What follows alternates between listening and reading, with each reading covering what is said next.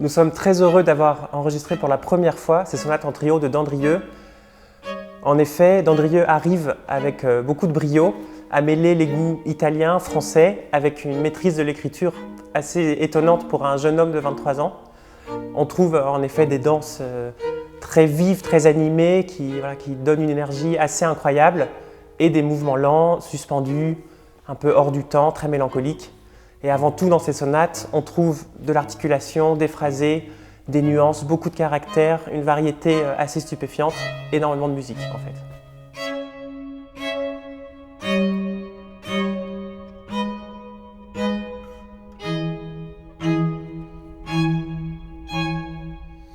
Sa vie nous est restée assez mystérieuse. On sait qu'il est devenu abbé, mais il a entretenu très peu de correspondance.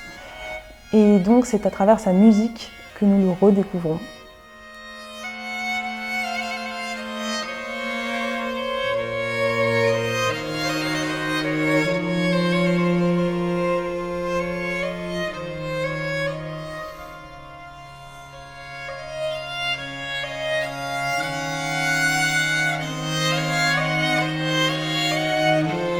Dandrieux est très marqué par l'empreinte de Corelli, à la fois au niveau de l'harmonie avec ses retards sensuels à l'italienne, ou encore avec cette opulence de la ligne très vocale, ses basses chantantes.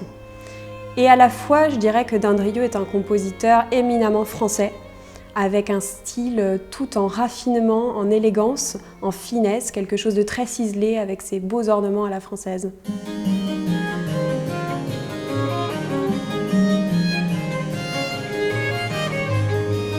Ce qui nous a touché tout de suite dans l'écriture de ces sonates en trio, c'est qu'elles sont à deux violons spécifiquement, donc écrites en France, où le violon n'est pas forcément l'instrument roi, mais où le violon arrive d'Italie. Et vraiment, ces sonates sont très bien écrites pour le violon, avec donc, des mouvements lents qu'on peut orner, où il y a une certaine vocalité qui fait qu'on peut rechercher une sonorité vraiment de cordes tous ensemble, et ces mouvements rapides, beaucoup plus enlevés, plus virtuoses, plus brillants, avec toute cette variété de coups d'archet propre à la musique baroque qu'on a trouvé hyper attrayante dans la lecture de ces pièces.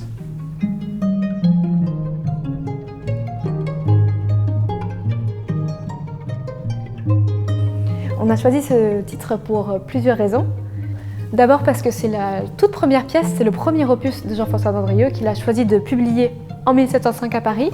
C'est aussi la première pièce qu'on a lue quand on s'est rencontrés avec notre ensemble Consort. Et c'est aussi notre premier disque de sonate en trio instrumental. Donc le titre de ce disque, Opus 1, s'est imposé comme une évidence.